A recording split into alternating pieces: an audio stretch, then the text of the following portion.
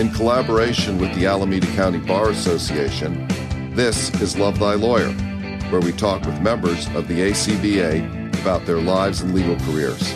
I'm Louis Goodman, the host of the LTL podcast, and yes, I'm a member of the Alameda County Bar Association. Pamela Ross is the CEO and lead attorney of the All for the Family Legal Clinic. They handle family law, estate planning, probate matters, and they also serve as mediators and consultants on family law cases.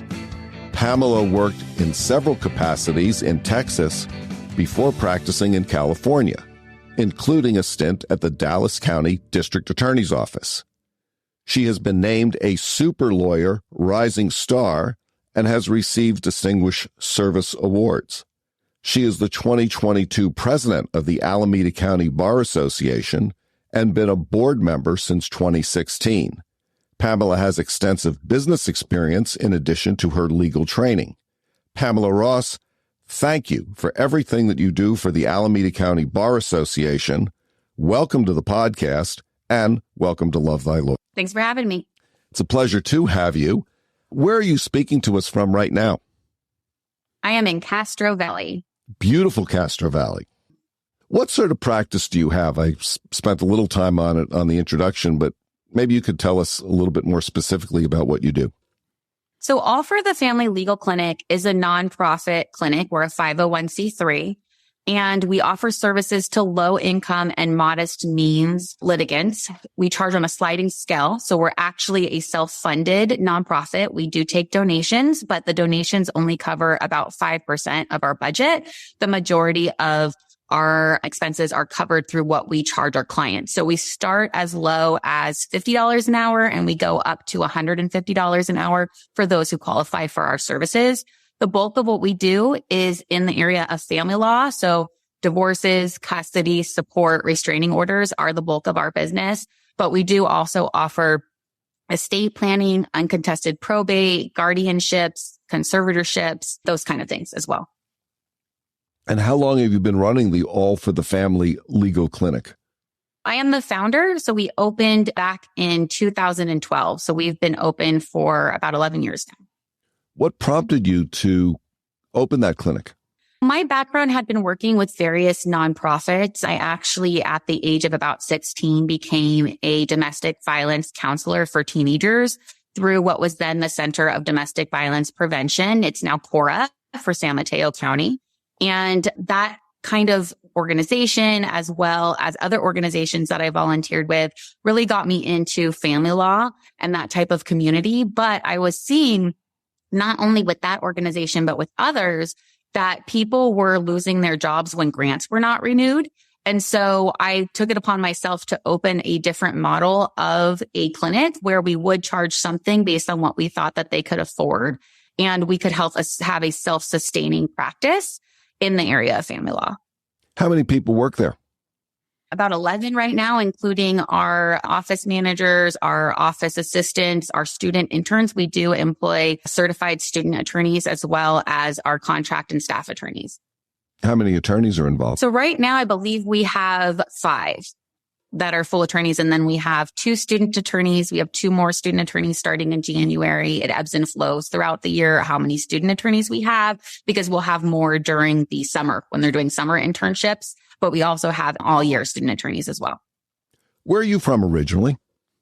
I'm from the Bay Area, born and raised. So I did kind of go off route and be in San Diego for a couple years and then Dallas for about 6 years. But I'm born and raised in the Bay Area.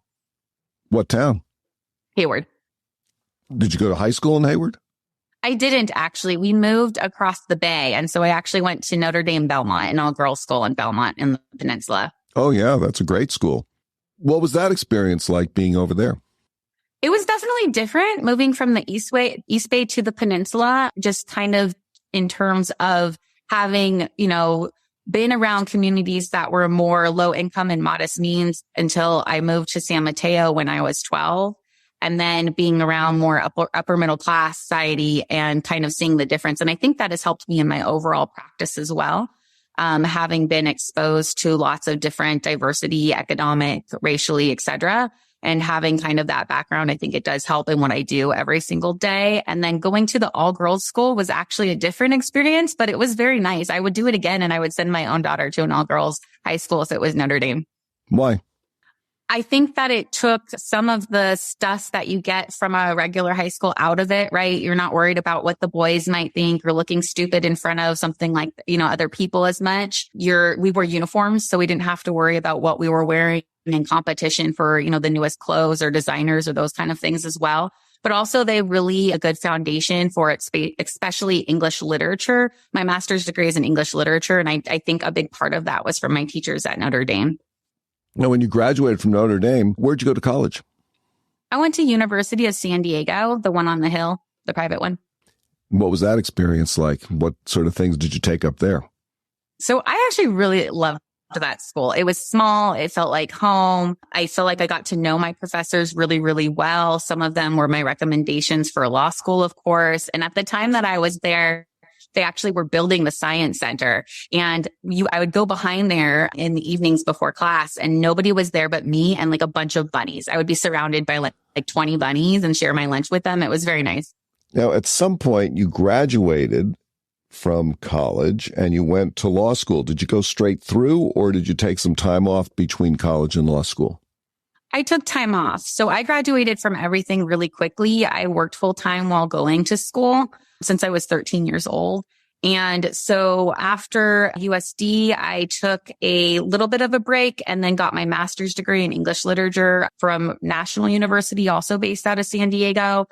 And then I went to law school about a year later at SMU in Dallas. What sort of work experiences did you have between college and law school? The most fun one was working for a purchasing firm, and I worked there for about 6 years, even while I was in law school. And they did purchasing for hotels and casinos. So basically designers would say, this is what I want the hotel or casino to look like. And then our job at the firm would be to find those items, work with vendors, draft the contracts. And my particular work was actually the contract enforcement, making sure that they were doing all of the samples that they were supposed to, things were getting signed off by the designers, and that items were being delivered on time and correctly. So it was sort of a legally related job in some ways.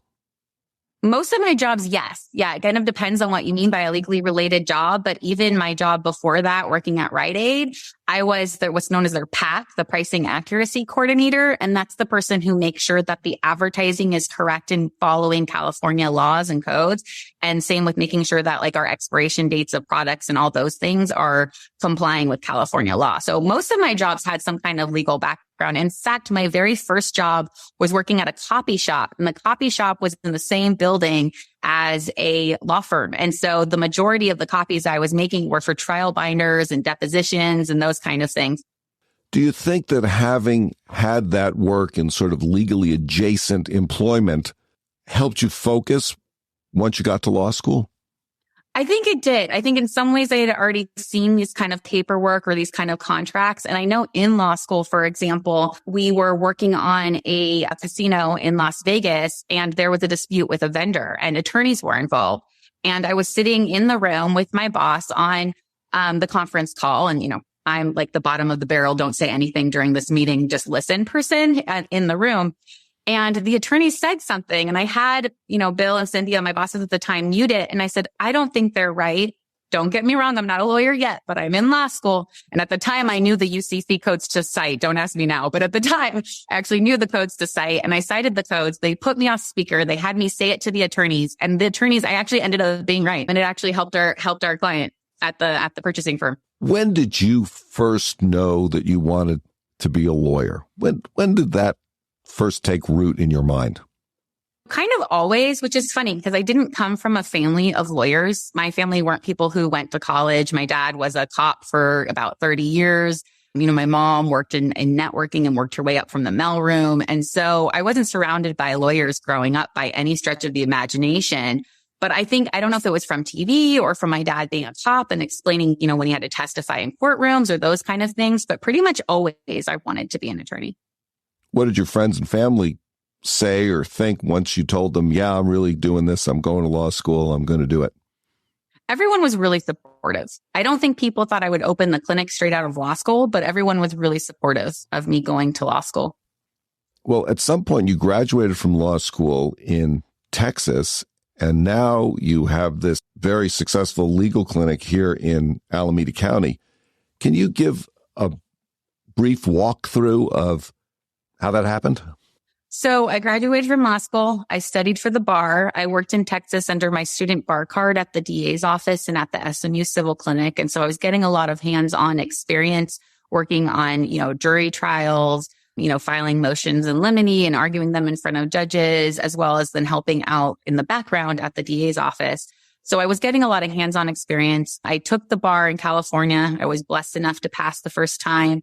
And I get out of law school with my bar card and I see that there's not a lot of jobs because the economy still hadn't fully recouped. And the jobs I was being offered were really low income. And I had originally planned to work for another Bay Area nonprofit, not necessarily a certain one, but work for someone else for about 2 years before opening my clinic so that I could learn the ins and outs.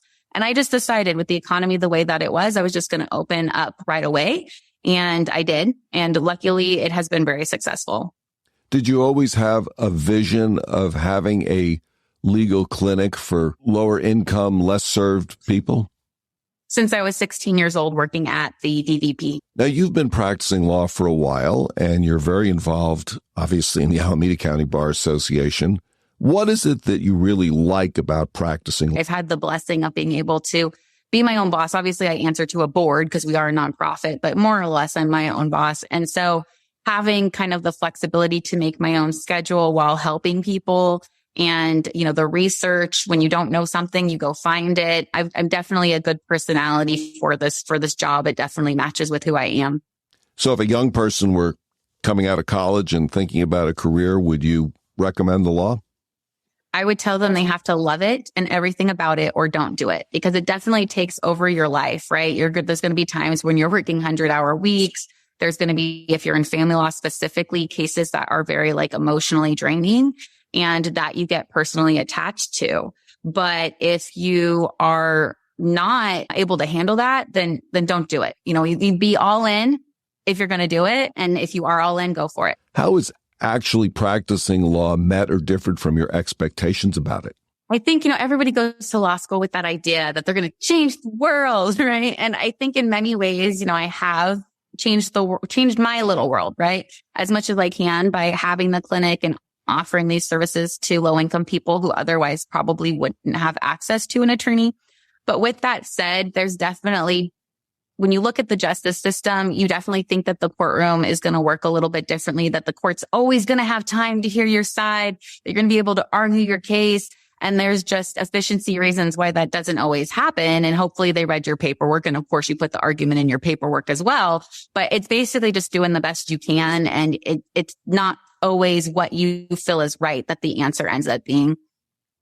What about the business of practicing law? I mean, you run a nonprofit, you answer to a board, but there's a business aspect to any law practice. I'm wondering if you could address that a little bit.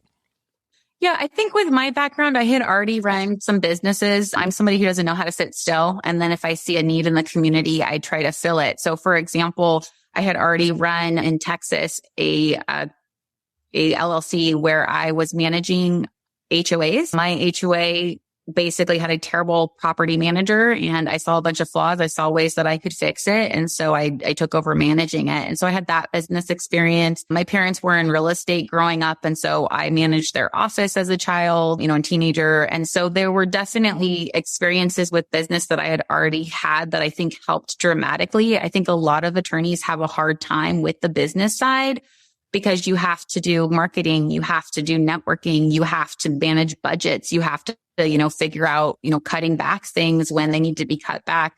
And so I think there are a lot of aspects that people don't necessarily expect. But luckily for me, I have been exposed to the business world in some form, basically since I was born because of my parents.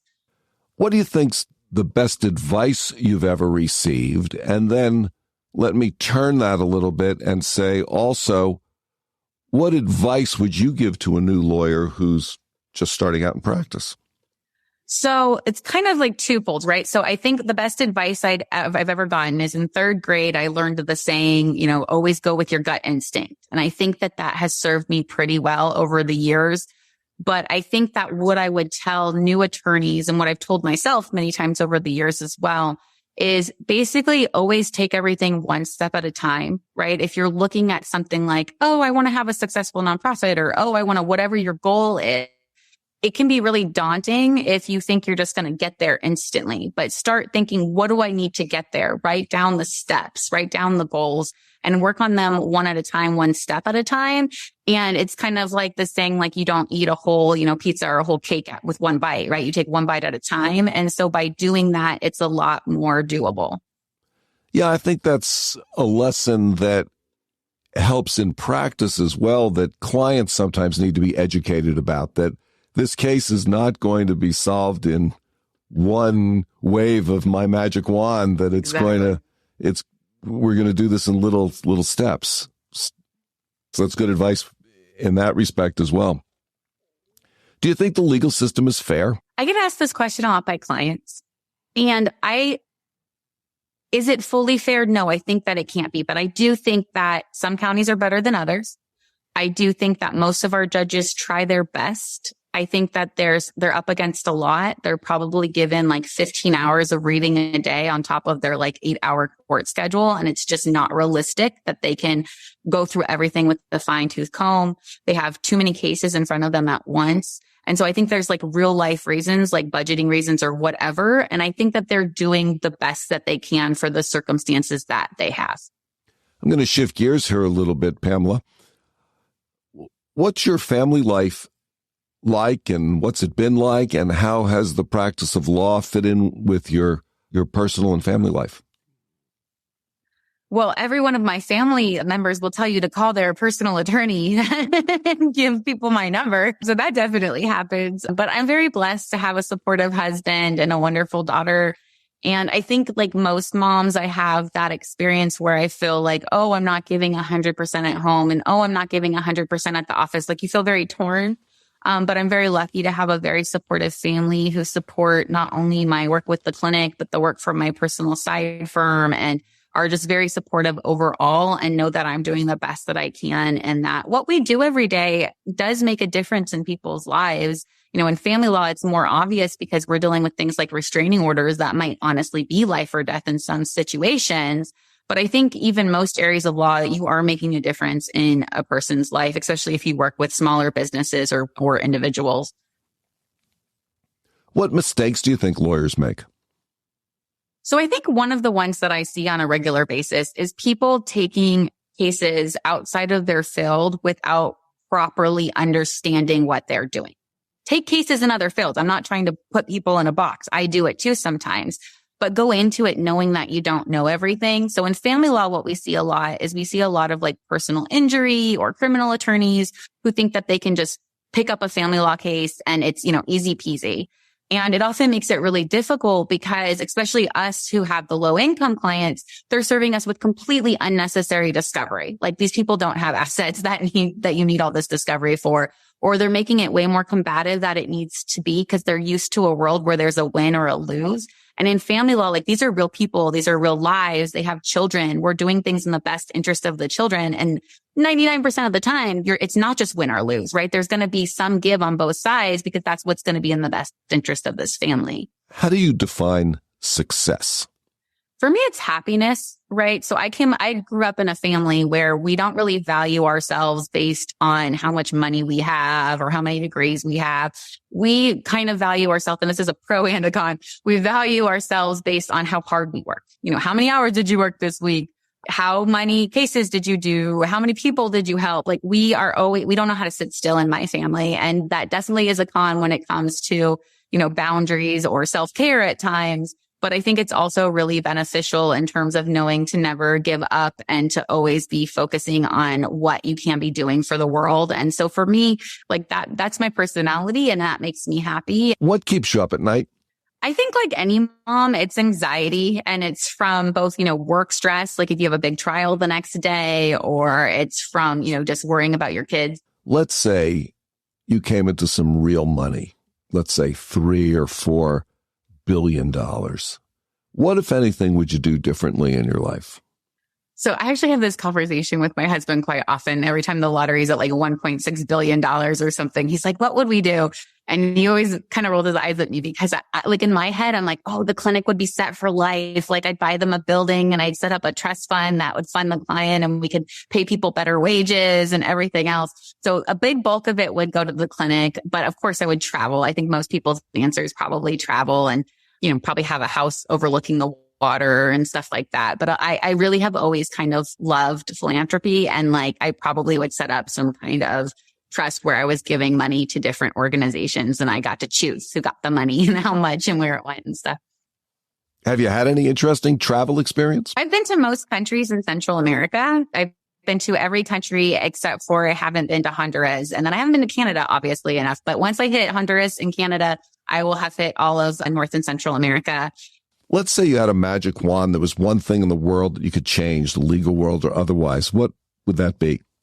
This is a difficult question because I feel like there's not one thing that you could wave your wand and change and maybe like world peace would happen, right? If I had to do just one thing, it probably would be like, food security and clean water, because I feel like that's one thing we as a world could easily accomplish is making sure that everyone has access to food and water and those basic necessities of life. Let's say you had a Super Bowl ad. Someone gave you 60 seconds on the Super Bowl. You could say whatever you want. Big audience. What would you like to say? Donate to All for the Family Legal Clinic. No, I mean, I know that's funny, but it's kind of true. Like, honestly, I would, because the amount that we do with our small budget that is self-funded is amazing to me. And I'm very grateful for all the attorneys who have donated their times and their lives over these 11 years. And if we could get more donations, we could accomplish so much more.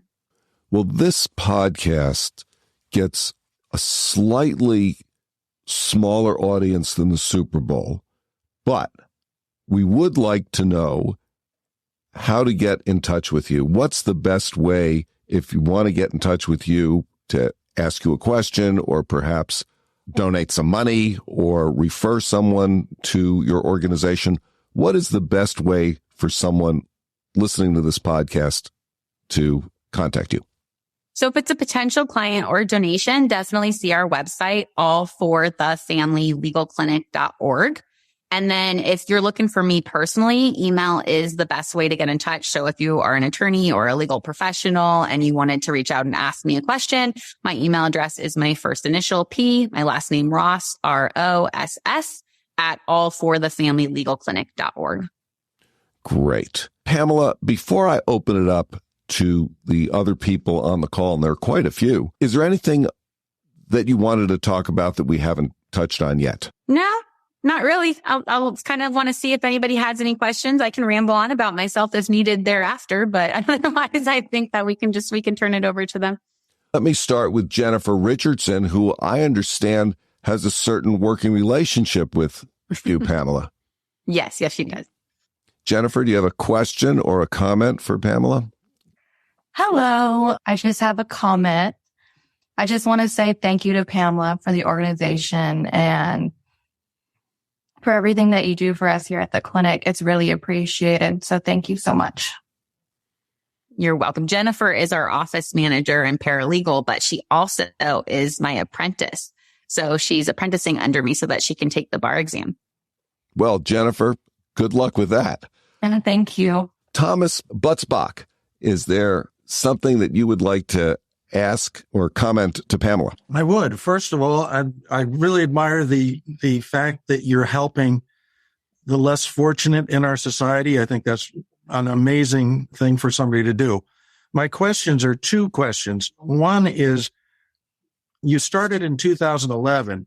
How long did it take you to feel like your practice was actually going? Was it a year? Was it 2 years, 3 years? My second question is, you mentioned that only 5% of your monies are received by grants, which is not a lot of money, but you still charge an average of $100 an hour. How does that affect your work compared to an attorney that charges $500 an hour? Those are excellent questions.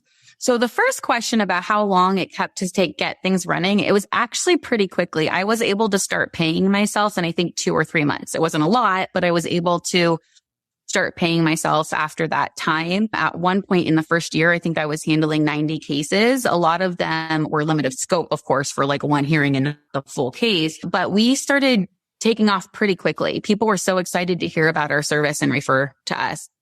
Your second question, the biggest difference that I see in terms of how much we charge our clients versus how much, $500 attorneys are, is how much discovery that we do in our case, because we always have to sit down and do a cost benefit analysis with our clients. We sit down with our client and we're like, okay, how much do you think we're really going to find here? Is it worth doing requests for production? Is it worth doing depositions? Is it worth doing these things? And sometimes it is, right? And other times I sit them down and I basically say, okay, what is the what? Let's not focus on the why. Let's not focus on why you feel that the other person owes you this money or owes you this or owes you that. But what is the what that will make you happy? Is there a number that you're going to feel whole from this divorce? Is there, a situation or an answer that I can get from a judge that's going to make you happy in this situation? And what is that? And I'll try to work my way backwards to see if we can get them, because lots of times the parties are arguing over the why. And I feel like our practice is a lot more settlement focused because our clients are low income and modest means. And because we try to be considerate about what type of income they have and the fact that they can't afford even a lot of hours that are $100 an hour or $50 an hour rates, depending on what needs to be done. But we're happy to do that discovery. And there's definitely cases where we do. I think as a practicing attorney, you hear in law school all the time, like, don't go to trial and ask a question you don't know the answer to. And we actually have to do that quite often because our clients don't have the money for the depositions and the discovery. So sometimes we just ask the question at trial. That makes perfect sense. And I appreciate you, and I wish you only the best. Thank you. You too. Daniel LaBelle, do you have a question or a comment for Pamela? I represent plaintiffs, and the other side is very well resourced. And so I'm used to the other side throwing money at cases and kind of being attorney driven, where they're not interested in settlement until they absolutely have to. And then in going through my own divorce, I was very disappointed to see some of that sort of attitude come through in family law, where it's really unfortunate because it's not, like you said, it's not about dollars anymore. It's about families, and it has a real impact on people inside and outside of the courtroom. And so I'm curious about any approaches that you found to be successful to break through when the other side doesn't really think about settlement and maybe doesn't even think about, just the sort of practical aspects of over litigating things. And I wonder what approaches you found to work with opposing counsel as well as your own clients to try to keep things, sort of reasonable and actually for the best for the family. So I think for family law, it's almost a little bit easier because we are dealing with people on both sides, right? And sometimes the other side does have a lot more money and will just make this litigation go on for 5 years or more. We've seen that too. But lots of times I can have, frank conversations with opposing counsel in front of their client, where their client is standing there at the courthouse. And I will say things like, do you realize how much this is costing your client? At your rate, your client's going to pay $50,000 for this trial. At my rate, my client's going to pay $10,000 for this trial, right? So hearing things like that, lots of times their attorneys have not told them an estimate of how much the trial is going to cost, or they don't realize that taking a deposition is going to cost thousands and thousands of dollars. I had one case, for example, where the parties were literally arguing over the ashes of the dog, not even the actual dog, the ashes of the dog. And we could not get this settled because neither one would sign. And so I think doing that kind of cost benefit analysis sometimes in front of the other client, since obviously I'm not talking to them, I'm talking to their attorney, but they're hearing this and their attorneys aren't having those conversations with them. I also will say to my client quite frequently, you can send your kid to college or you can send my kid to college. What would you like to do today? Thanks, Daniel. Joanne, you put a question in the chat. Would you like to ask it to Pamela? Hi, I'm Joanne Kingston. I have been for 45 years as criminal defense attorney, domestic violence, representing women who have been the victims of domestic violence. I have done DV cases and been successful in handling the petitions. I want to know through your organization if there is a way that I can volunteer or contribute and represent people who are victims of domestic violence. How do I go about that? What do I do? So you can definitely reach out to me by email. My email address is pross@allforthefamilylegalclinic.org. It's also on our website. And then, of course, there's ways through the Alameda County Bar Association where you can volunteer as well. They have the class clinics on the first Saturday of every month. They have the family law day of court. So there are definitely ways through the Alameda County Bar Association where you can volunteer for a few hours here and there and not take on an entire case. And so I think that's probably a lot more feasible for most attorneys just to fit into their own practice and their own, their own lives. Thanks, Joanne. Thank you. Astic Levantine here. I'm also one of the attorneys at All for the Family Legal Clinic. I'm actually home with my daughter who's sick and wasn't at daycare today, but I just wanted to say thank you to Pamela for, the opportunity to do work at the clinic. And she's mentored me, and I started 4 years ago at the clinic. So I'm really grateful. I guess I just kind of want to hear a little bit more. I'm a new mom. 2 years in, but just hear more about balancing, motherhood and practicing law and having a private practice as well. Thank you. So you will never feel like you're doing it right. I feel like I am not at home when I should be at home. I feel like I am not at work when I should be at work. That is a normal feeling, the feeling of overwhelm and not being good enough. You're feeling like everybody else feels. It's fine. It's normal. Just breathe. Take it one step at a time, one task at a time. I think that it helps to be like a really type A personality and have a lot of to-do lists and calendars. And, just know that you're not going to be able to be everything for everyone. And as long as you're doing a competent, job at both, you're doing well. You're doing fine. I guarantee you're doing a better job than you think inside your head.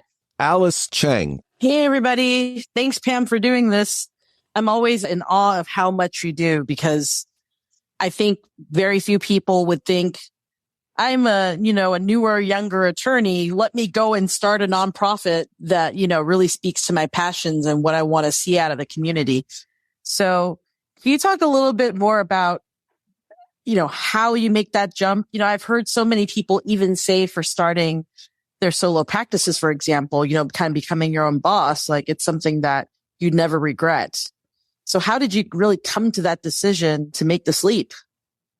So I think one part of it is being kind of an entrepreneur or having that business mindset, because I think where most people kind of fell is in the business side and how much time it takes up.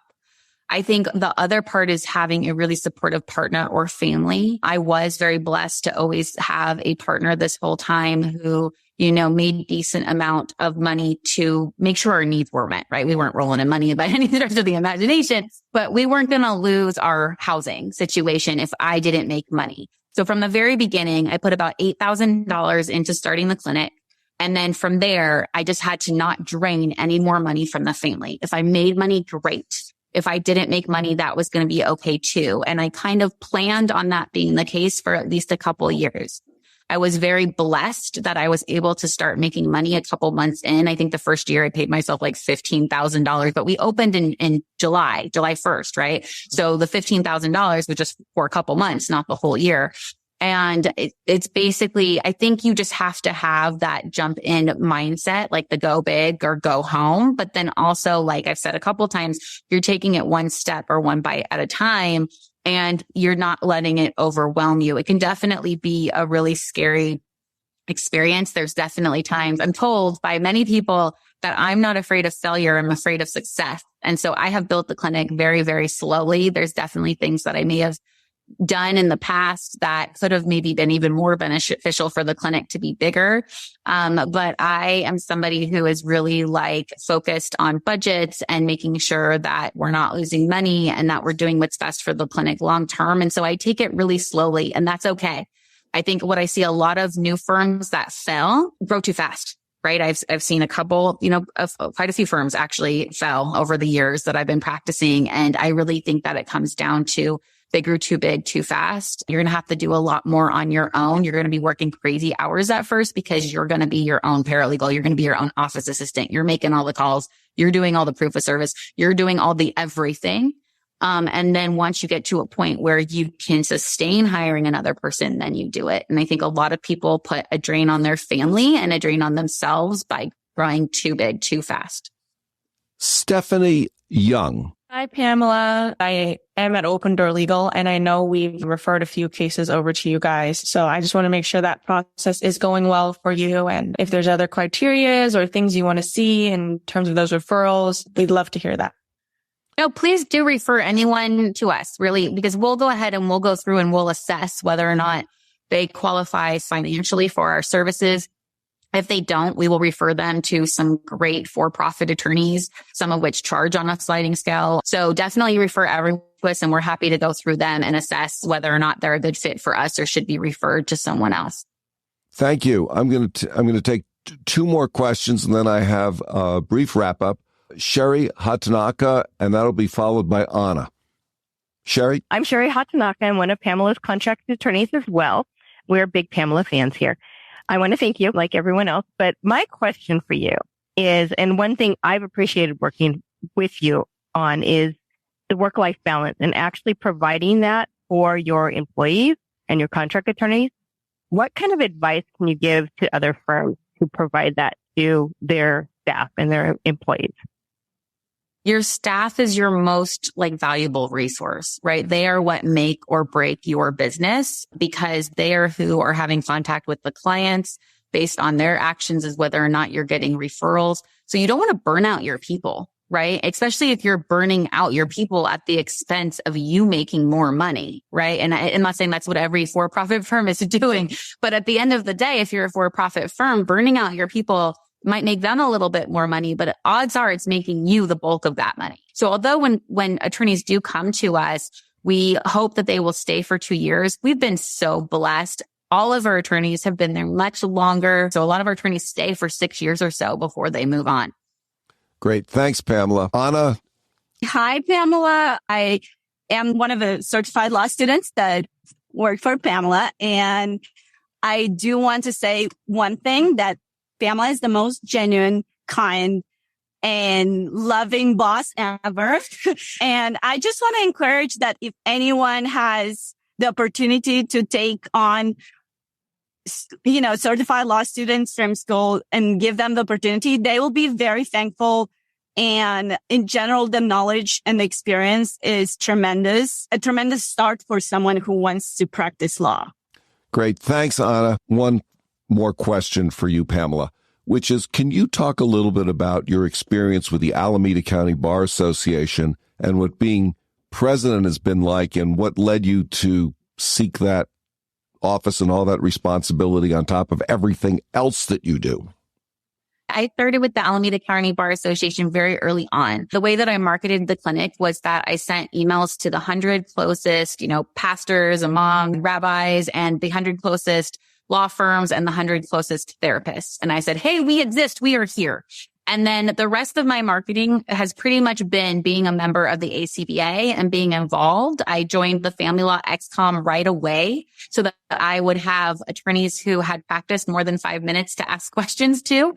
And they were all so willing to answer questions at the end of meetings. The Alameda County Bar Association has been so beneficial for me, not just in the growth of my company that way through the XCOMs, but we've hired numerous of the Valley attorneys. They have the Bay Area Legal Incubator, and quite a few of those have been contract attorneys for our firm. So ACBA has been very good to me over the years. And I have then continued to give back. I love the volunteer opportunities that they have. So they have the day of court, they have the walk-in clinic for family law. And it just feels like such a good organization to be a part of. I would encourage everyone here to join an XCOM and go to networking events and those kind of things with the ACBA. But once you're hooked, TILA will someday come to you and say, you should join the board. The staff is all really appreciative. And just like I like to think that our little clinic feels like a family. And I think you can see that from the people who are here today. I feel like ACBA has that as well, right? All of the people, TILA, Hadassah, all of the people who've worked there over the years as well seem to really appreciate the organization, and they're just good people. Pamela, thank you very much. Okay. I want to say thank you to everybody who has participated in today's ACBA podcast. And I want to say thank you to Pamela for all of your work for ACBA. And thank you very much for joining us today on the Alameda County Bar Association and Love Thy Lawyer podcast. It's been a pleasure to talk to you. Bye, everybody. Thank you for coming. That's it for today's edition of Love Thy Lawyer in collaboration with the Alameda County Bar Association. Please visit the lovethylawyer.com website where you can find links to all of our episodes. Also, please visit the Alameda County Bar Association website at acbanet.org where you can find more information about our support of the legal profession, promoting excellence in the legal profession, and facilitating equal access to justice. Special thanks to ACBA President Pamela Ross and Criminal Justice Chair Annie Bellis. Staff members Kaylin Dalen, Saeed Randall, Valerie Brown Lestroart, and Hadassah Hayashi. Thanks to Joel Katz for music, Brian Matheson for technical support, Paul Roberts for social media, and Tracy Harvey. I'm Louis Goodman.